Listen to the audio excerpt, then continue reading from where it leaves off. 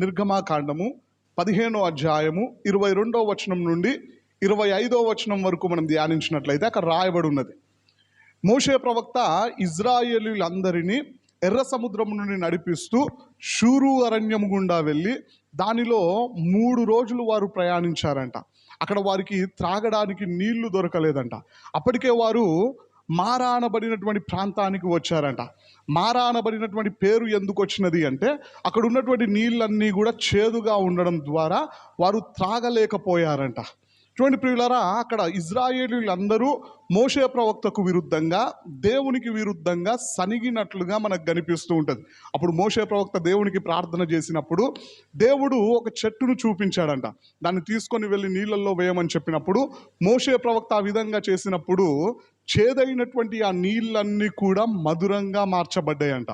అప్పుడు ఇజ్రాయేలీలందరూ ఆ నీళ్లను త్రాగినట్లుగా, వారు త్రాగిన తర్వాత వారి పశువులన్నీ కూడా, వారి గొర్రెమేకల మందలన్నీ కూడా నీళ్లను త్రాగినట్లుగా మనకు కనిపిస్తూ ఉంటుంది. చూడండి ప్రియులారా, ఈ రోజున ఈ సందర్భం నుండి కొన్ని పాఠాలను మనం నేర్చుకున్నట్లయితే, ఇదే సందర్భాన్ని మనం దాదాపుగా 1.5 2 years బ్యాక్ ధ్యానించామండి. మోషే ప్రవక్తనేమో దేవునికి ప్రార్థన చేసే వ్యక్తిగా మనకు కనిపిస్తూ ఉన్నాడు. ఈ సందర్భంలో ఒక సమస్య వచ్చినప్పుడు, ఒక బాధ వచ్చినప్పుడు మనం చేయాల్సినటువంటి పని ఏంటిది అంటే దేవునికి ప్రార్థించాలి అని నేర్చుకున్నాం. రెండోదిగా మన ప్రార్థనకు జవాబును దేవుడు ముందుగానే సిద్ధపరిచినట్లుగా ఈ సందర్భం నుండి 2 years బ్యాక్ మనం ధ్యానించాం. మూడోదిగా మనం ఏ విధంగా ఉండాలి అంటే దేవుని పని చేసే వారంగా, అంటే కష్టపడే వారంగా ఉండాలి అని కూడా మనం ధ్యానించినాం. ఈ రోజున అందులో నుండే కొన్ని నూతన పాఠాలను కనుక మనం ధ్యానించినట్లయితే, ఈ సందర్భంలో మనం జాగ్రత్తగా గమనించినట్లయితే, ఇజ్రాయేలీలతో పాటు మోషే ప్రవక్త కూడా ఎర్ర సముద్రము నుండి నడుచుకుంటూ వెళ్ళినాడు 3 రోజులు. హల్లెలూయా. అంటే ఇజ్రాయెల్ ప్రజలకు దాహం అవుతూ ఉన్నది అంటే మోషే ప్రవక్తకు అవడం లేదా అంటే ఖచ్చితంగా మోషే ప్రవక్తకు కూడా దాహం అవుతూనే ఉన్నది.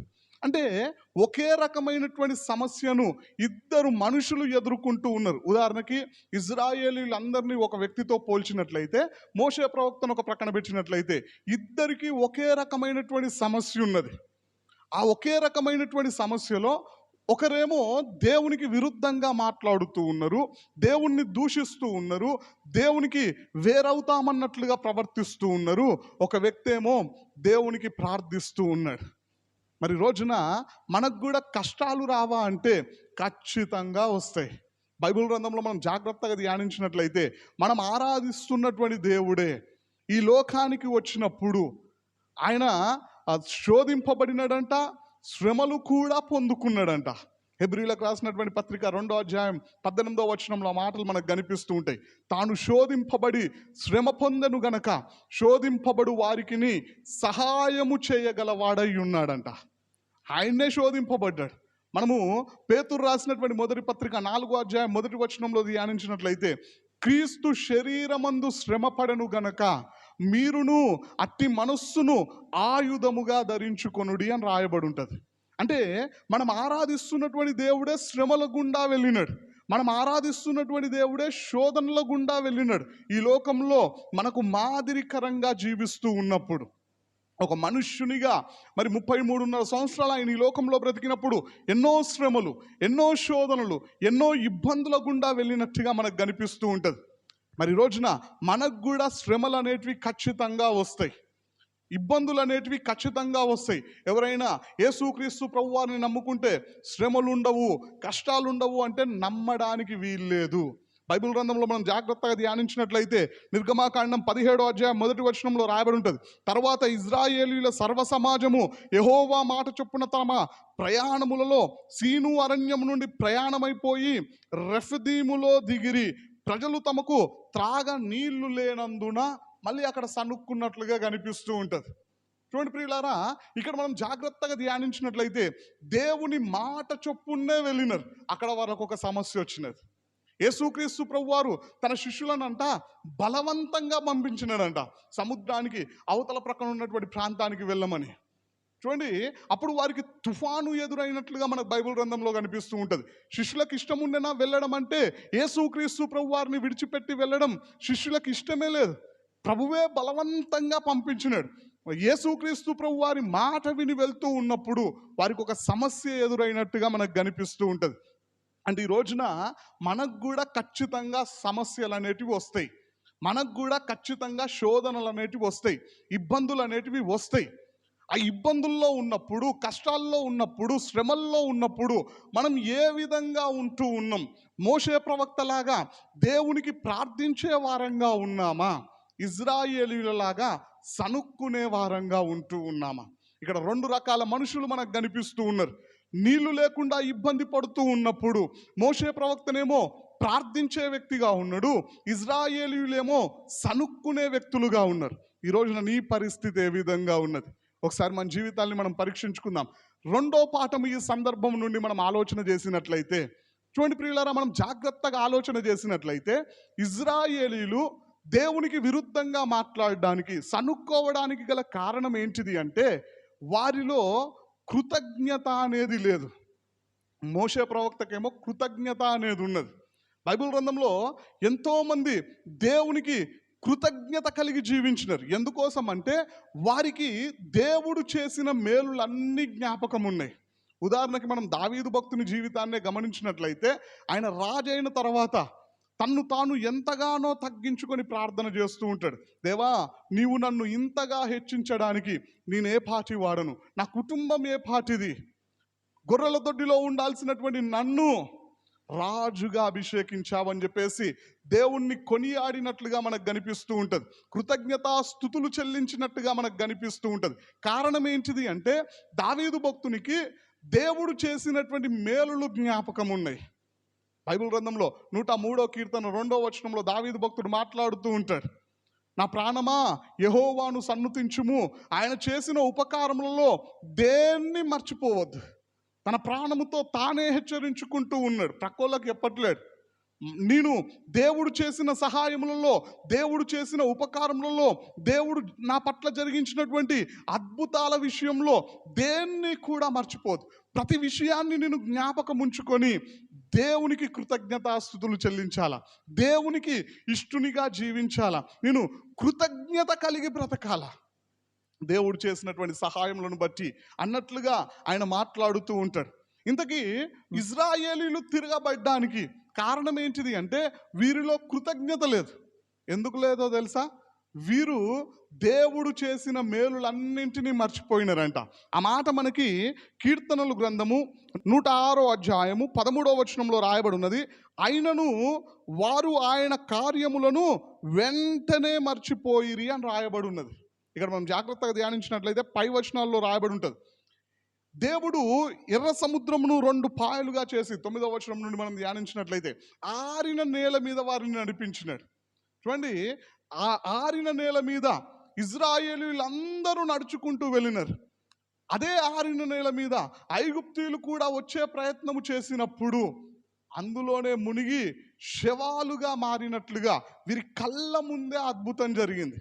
ఆ అద్భుతాన్ని ఎన్ని రోజుల్లో మర్చిపోయారు అంటే కేవలం 3 రోజుల్లోనే.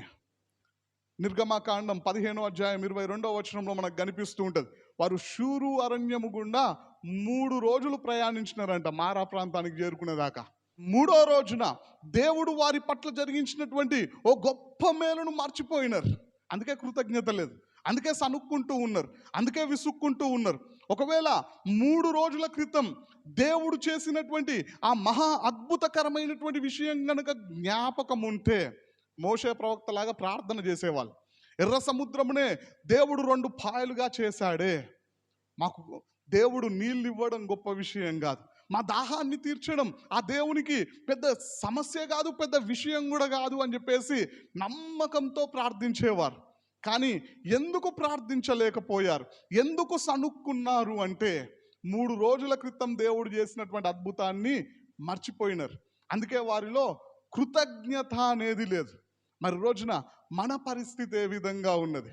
ఇజ్రాయేలీల పట్ల దేవుడు ఎన్నో కార్యాలను చేస్తే వారన్నింటినీ మర్చిపోయి కృతజ్ఞతాహీనులుగా ప్రవర్తించినట్లుగా మనకు కనిపిస్తూ ఉంటుంది. మరి రోజున మన పరిస్థితి ఏ విధంగా ఉన్నది?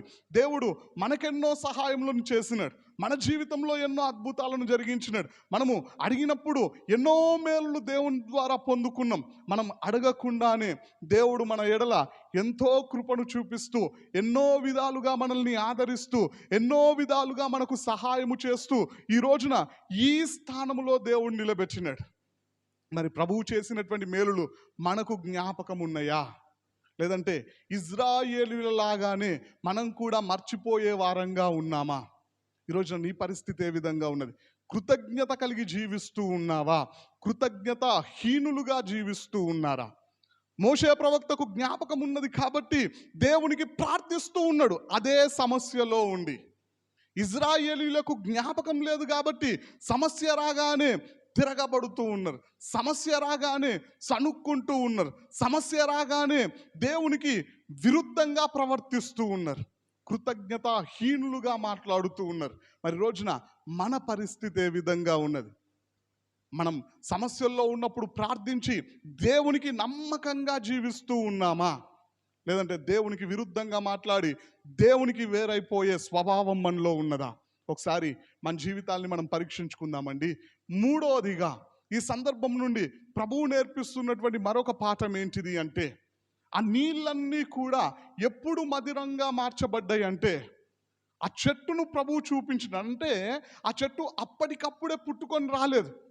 ఇజ్రాయేలీలు ఈ మార్గము గుండా వస్తారు, ఫరో సైన్యము వీరిని తరిమితే ఇక్కడ ఎర్ర సముద్రం నుండి 2 పాయలుగా చేసి ఆరిన నేల మీద ఇక్కడికి నడిపించుకొని తీసుకొని వస్తాను, ఇక్కడ వీళ్ళకి దాహం అవుతుంది, ఈ నీళ్లు వీళ్ళు త్రాగలేకపోతారు, ఈ నీళ్లు మధురంగా మార్చబడాలి అంటే ఇక్కడ ఈ చెట్టు ఉండాలి అని చెప్పేసి ఆ చెట్టును వీరు రావడానికి పూర్వమే, విత్తనము నుండి చెట్టుగా ఎదగాలి అంటే దాదాపుగా కొన్ని సంవత్సరాల టైం పడుతుంది. అంటే కొన్ని సంవత్సరాలకు ముందే వీరి ప్రార్థనకు జవాబుగా, లేదా వీరి అవసరాన్ని తీర్చడానికి దేవుడు అక్కడ చెట్టును సిద్ధపరిచినాడు. అప్పటికప్పుడే పుట్టుకొని రాలేదండి. మోషే ప్రవక్త ప్రార్థన చేయగానే ఆ చెట్టును చూపించి ఆ చెట్టును నీళ్ళల్లో వేయమన్నాడు. అదే ప్లేస్లో మనం ఉంటే 10 ప్రశ్నలు అడిగేటోళ్ళం. దేవా, ఈ నీళ్లు త్రాగడానికి పనికొచ్చేలా లేవు, ఈ చెట్టు నేస్తే ఏ విధంగా అద్భుతం జరుగుతుంది, ఏ విధంగా చేదైన నీళ్లు మధురంగా మార్చబడతాయి అని చెప్పేసి దేవుణ్ణే ప్రశ్నించే వాళ్ళం. మోషే ప్రవక్త ప్రశ్నించలే, నమ్మినాడు. కారణం ఏంటిది అంటే మోషే ప్రవక్త విశ్వాసము కలిగినటువంటి వ్యక్తి.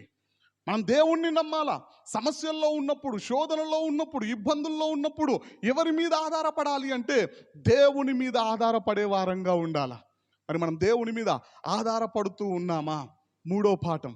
నాలుగోదిగా మనం ఆలోచన చేసినట్లయితే ఆ నీళ్లు ఎప్పుడు మధురంగా మార్చబడ్డాయి అంటే ఆ చెట్టును తీసుకొని వచ్చి నీళ్ళల్లో వేయమన్నప్పుడు మోషే ప్రవక్త పని చేసినాడంట.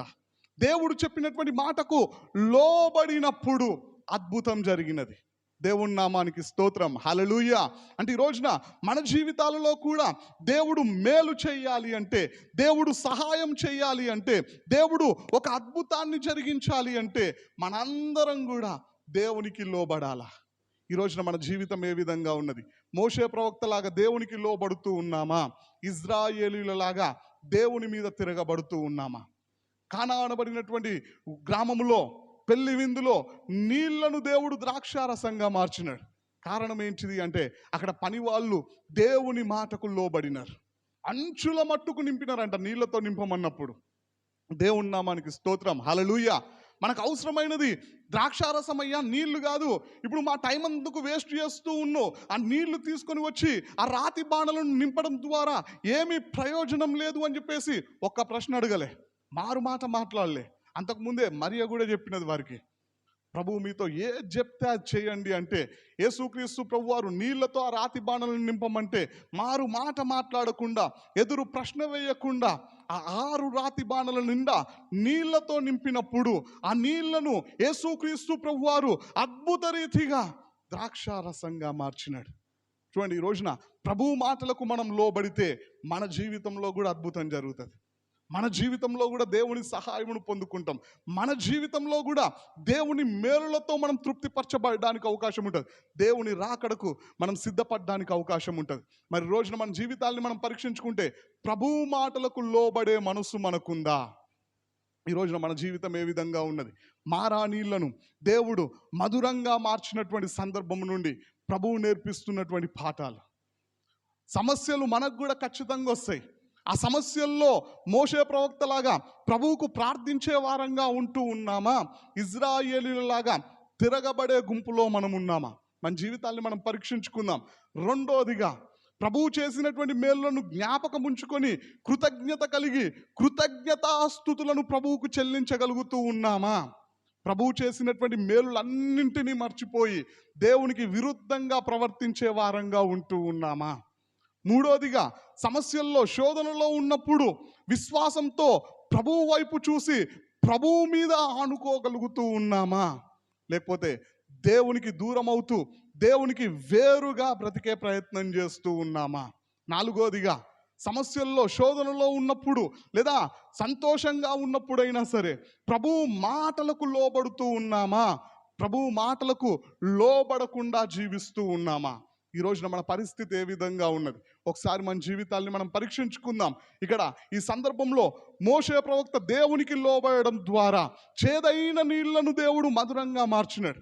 ఈ రోజున నీ జీవితంలో ఏ సమస్య ఉన్నా, ఏ శోధన ఉన్నా, ఏ ఇబ్బంది ఉన్నా, ఏ సమస్యతో ఈ మాటలు వింటూ ఉన్నా, నువ్వు దేవుని మాటలకు లోబడితే, దేవునికి నమ్మకంగా జీవిస్తే, దేవుని మీద ఆధారపడితే, ప్రార్థనలో నువ్వు ముందుకు కొనసాగితే, దేవుని మీద విశ్వాసం ఉంచి ప్రభువు సహాయము కొరకు కనిపెట్టినట్లయితే, ఆ మారా నీళ్లను మధురంగా మార్చినటువంటి దేవుడు ఈ రోజున నీ జీవితంలో అద్భుతాన్ని చేయబోతున్నాడు.